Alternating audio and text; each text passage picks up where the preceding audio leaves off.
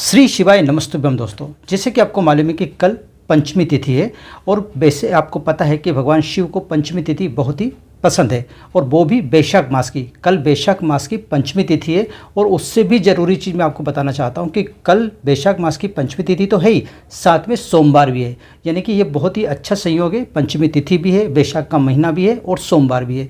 ये तीनों चीज़ों का संयोग मिलने के कारण ये दिन और भी खास हो जाता है। तो इस दिन एक बहुत ही अच्छा उपाय मैं आपको बताने वाला हूँ। वो उपाय जो कि आपको धन की कमी, दौलत की कमी या संपदा की कमी को दूर करेगा और साथ ही जो भी आपकी मनोकामना होगी वो भी इस उपाय के थ्रू पूरी हो जाएगी। तो वो उपाय क्या है और उसको किस प्रकार से किया जाता है, अगर आप ये जानना चाहते हो तो इस वीडियो को अंत तक जरूर देखिए। अगर वीडियो पसंद आए तो इसे लाइक और शेयर कीजिए और हमारे चैनल को सब्सक्राइब करना ना भूलें। तो चलिए शुरू करते हैं। तो सबसे पहले मैं आपको ये बता देता हूँ कि इस उपाय को किया कब जाता है। तो देखिए, जैसे मैंने पहले ही बता चुका हूँ कि इस उपाय को पंचमी तिथि के दिन किया जाता है और किसी भी पंचमी तिथि को कर सकते हैं। वैसे शुक्ल पक्ष की पंचमी तिथि को करें तो ज़्यादा अच्छा है। वैसे आप किसी भी पंचमी तिथि को ये कर सकते हैं और किसी भी महीने की पंचमी तिथि को कर सकते हैं, लेकिन वैशाख की पंचमी तिथि क्योंकि खास है इसलिए इस उपाय की और अधिक महत्वता बढ़ जाती है। अब इसमें क्या क्या चीज़ ज़रूरी है वो आपको बता देता हूँ। तो आपको सिर्फ गन्ने का रस इसमें चाहिए। क्या चाहिए आपको? गन्ने का रस। लेकिन ध्यान रहे, जब भी आप गन्ने का रस खरीदने जाएं उस समय आपको ये ध्यान रखना है कि गन्ने के रस को निकालते समय वो किसी प्रकार की चीज़ उसमें ना डाले, ना बर्फ़ डाले, ना ही कोई मसाला डाले, ना कोई नींबू। बहुत सारी चीज़ डालते हैं ना, जब अपन किसी दुकान पे जाते हैं और गन्ने का रस मांगते हैं तो वो कुछ चीज़ें उसमें डाल देते हैं, जैसे नींबू डाल देते हैं, पुदीना डाल देते हैं, बर्फ़ डाल देते हैं, मसाला डाल देते हैं। ये ऐसी कोई भी चीज़ उसमें नहीं डलवाना है। सिर्फ और सिर्फ गन्ने का शुद्ध रस होना चाहिए। तो आपको क्या करना है, इस उपाय में केवल शुद्ध गन्ने का रस चाहिए। अब इसको करना कब है? तो इसको सुबह के टाइम अगर करो तो बहुत अच्छी बात है, या 12 बजे तक भी कर लो तो बहुत ही अच्छी बात है। अगर मान लीजिए इस टाइम में आपको समय नहीं मिल पाता है, क्योंकि बहुत सारे ऐसे लोग हैं जो सोमवार का दिन होने के कारण ऑफिस जाते हैं, काम पे जाते हैं, उनको सुबह इतना टाइम नहीं मिल पाता है, तो आप फिर शाम को भी कर सकते हैं। मतलब जो प्रदोष काल है उस समय भी इस उपाय को किया जा सकता है। लेकिन सबसे अच्छा जो समय है वो सुबह का है या फिर 12 बजे से पहले तक का है। और इस समय अगर आपको टाइम नहीं मिल पाता है तो फिर आप शाम को यानी प्रदोष काल में भी इस उपाय को कर सकते हैं। अब बात कर लेते हैं इस उपाय को कर कौन सकता है, यानी घर का कौन सा सदस्य इस उपाय को करे। तो देखिए, इस उपाय को कोई भी कर सकता है, घर का कोई भी सदस्य कर सकता है। लेकिन अगर घर का बड़ा करे इस उपाय को, यानी घर में जो माता है या बड़ी बहन है, ये लोग अगर कोई है तो इस उपाय को करें तो ज़्यादा अच्छी बात है। क्योंकि आपको मालूम है धन की कमी या संपदा की कमी या लक्ष्मी से संबंधित कोई भी अगर उपाय करते हैं तो वो अगर स्त्री करे तो वो ज़्यादा अच्छा है। क्योंकि स्त्री ही धन का रूप होता है या धन की, क्योंकि हम लक्ष्मी उनको बोलते हैं। तो अगर वो लोग करें तो ज़्यादा अच्छी बात है। अगर वो घर में वो उपलब्ध नहीं हो, वो घर में नहीं हो या आपके घर में माता बहनें नहीं हैं तो आप फिर खुद भी कर सकते हो, या घर का कोई भी बड़ा सदस्य जो है वो इस उपाय को कर सकता है। ठीक है, तो हमने ये तो जान लिया कि कौन कर सकता है और कब कर सकता है। अब हम बात करते हैं इसको कहाँ करना है, मंदिर में जाके करना है या और कहीं जाके करना है। तो मैं आपको बता दूं कि इस उपाय को सबसे अच्छी बात यह है कि आप घर पे ही कर सकते हो। इसके लिए आपको शिव मंदिर जाने की या किसी भी मंदिर जाने की आवश्यकता नहीं है। आप घर पर बैठ के इस उपाय को कर सकते हो। जहाँ पर भी आपका घर है वहीं पर आप इस उपाय को करिए। इसके लिए किसी विशेष मंदिर में जाने की आवश्यकता नहीं है। ठीक है, तो मैंने आपको अभी तक सारी चीज़ें बता दी, कौन कर सकता है, कब कर सकता है, और साथ ही मैंने आपको ये भी बता दिया कि इसमें कौन कौन सी चीज़ों की ज़रूरत पड़ेगी। अब हम ये जान लेते हैं कि इसको करना कैसे, क्योंकि ये सबसे ज़रूरी बात है कि इसको किया कैसे जाता है। तो देखिए, सबसे पहले तो मैंने आपको बता दिया कि आपको मार्केट से जाके या दुकान पे जाके या जो भी गन्ने की दुकान है वहाँ पर जाके आपको पहले गन्ने का रस ले आना है। अब आप यहाँ पर एक क्वेश्चन करोगे कि अगर हमें सुबह करना है इस उपाय को तो हम सुबह सुबह तो गन्ने का रस ला नहीं सकते, क्योंकि सुबह के टाइम गन्ने की दुकान खुली नहीं होती, तो कैसे लाएंगे। तो आप एक दिन पहले ही उसको लेके आ सकते हैं। ऐसा कुछ नहीं है, आप एक दिन पहले ही शाम के टाइम ले आइए और ला के अपने फ्रिज में या कहीं पर भी रख दीजिए। फ्रिज में रख दीजिए ताकि वो सेफ़ रहे। तो आप एक दिन पहले भी ला सकते हो, और नहीं तो आप उसी दिन लाना चाहते हैं तो आप तो जब भी दुकान खुल जाए 12 बजे से पहले जब भी दुकान खुल जाए तब ले आइए, या फिर कभी भी ले आइए और शाम को कर लीजिए। ये दो टाइम मैंने आपको बता दिया, सुबह 12 से पहले कर सकते हो या फिर शाम को कर सकते हो। तो आप कभी भी अपना जो गन्ने का रस है वो लेके आइए और फिर इस उपाय को करना है। तो चलिए, मान लीजिए कि आपने गन्ने का रस लेके आ गए हैं।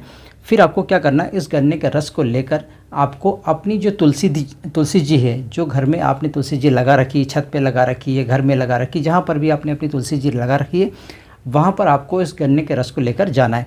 ध्यान रहे, आपने गन्ने का रस जब खरीद के लाए होंगे तो ज़ाहिर है एक गिलास खरीद के लाए होंगे, कोई छोटा सा तो देते नहीं है, गिलास में देते वो।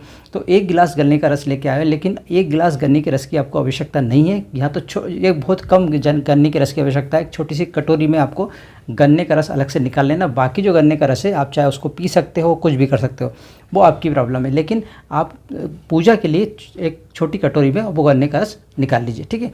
अब वो छोटी कटोरी में आपने गन्ने का रस निकाल लिया। अब आपको क्या करना है, छत पे जाना है या फिर जहाँ पर भी आपने अपनी तुलसी रख रखी है वहाँ पर जाना है, और फिर अपने उल्टे हाथ में वो कटोरी रखना है और अपने सीधे हाथ की हथेली में थोड़ा सा गन्ने का रस डाल देना है।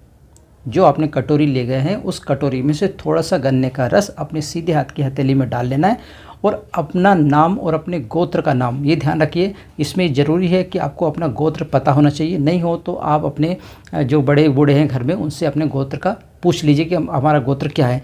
मान लीजिए किसी को भी घर में गोत्र नहीं मालूम है, किसी भी सदस्य को आपका गोत्र नहीं मालूम है, अपना गोत्र नहीं मालूम है, तो फिर आप क्या करेंगे, आप अपना सरनेम ले सकते हैं। लेकिन ध्यान रहे, वैसे तो इस उपाय में गोत्र की ही आवश्यकता है। गोत्र अगर ना मिले तो फिर आप अपना सरनेम ले सकते हो, ठीक है। तो आपने अपना गोत्र और अपना नाम बोलकर वो जो हथेली में आपने थोड़ा सा रस लिया है वो आपको तुलसी जी के क्यारे में डाल देना है। यहाँ पर एक बात का ध्यान रखना है कि मैंने तुलसी जी का क्यारा बोला है, ना कि तुलसी जी के ऊपर बोला है।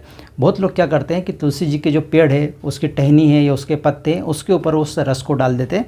ऐसा नहीं करना है। आपको जो क्यारा है, जहाँ जो मिट्टी है, मतलब उसके जो गोड़ होता है, उसका जो नीचे का पार्ट होता है, आप वहाँ पर डाल सकते हो। लेकिन ऊपर गन्ने का रस को ऊपर नहीं डालना है, तुलसी जी के ऊपर नहीं डालना है, बल्कि आपको क्या करना है, वहाँ पर जो नीचे है, नीचे की जगह है जहाँ पर मिट्टी है, वहाँ पर आप डाल सकते हो। गमले में आप उसको डाल सकते हो, ठीक है। इस प्रकार से आपने किया। ये आपने एक बार किया।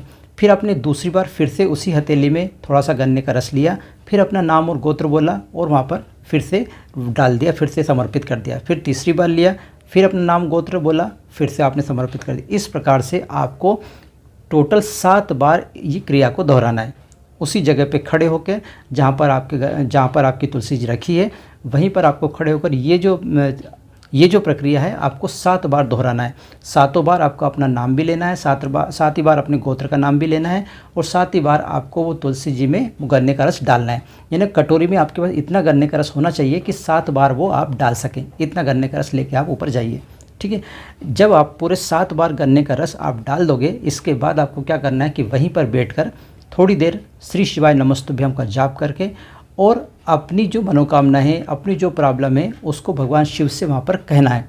भगवान शिव से अपनी मनोकामना या जो अपनी भी प्रॉब्लम है, धन की कमी है, दौलत की कमी है, संपदा की कमी है, या जो भी कुछ आपकी प्रॉब्लम है, वो प्रॉब्लम आपको वहाँ पर भगवान शिव से कहना है और उस प्रॉब्लम को दूर करने के लिए भगवान से प्रार्थना करना है। मान लीजिए आप धन की कमी है, तो उसके लिए आप पहले बोल दीजिए कि मेरे को धन की कमी है, और फिर उसको पूरा करने के लिए, धन की इस कमी को पूरा करने के लिए आप भगवान शिव से प्रार्थना करिए। ये उपाय अगर आप पंचमी के दिन करते हो तो निश्चित तौर पर आपको इससे बहुत सफलता मिलेगी। आप बहुत जल्दी, आपके पास पैसे आने लगेंगे, आपका जो काम रुका हुआ वो काम चलने लगेगा, और आप निरंतर आपके घर में धन की आवक बढ़ जाएगी। पंचमी का ये उपाय है, साथ ही में वैशाख का महीना है, इसलिए इसकी जो और भी महत्वता है, और इसके साथ ही सोमवार का दिन भी है, इसलिए और ज़्यादा इसकी महत्व बढ़ जाती है। इसलिए आप लोग ज़रूर से ज़रूर इस उपाय को पंचमी के दिन अवश्य करिए। आशा करता हूँ कि आपको यह उपाय अच्छा लगा होगा। अगर उपाय अच्छा लगा तो प्लीज़ लाइक कीजिए, शेयर कीजिए, और हमारे इस चैनल को सब्सक्राइब करना ना भूलें। आज के लिए बस इतना ही, मिलते हैं नए विषय के साथ। तब तक आप रहिए खुश और मुझे दीजिए आज्ञा। जय हिंद।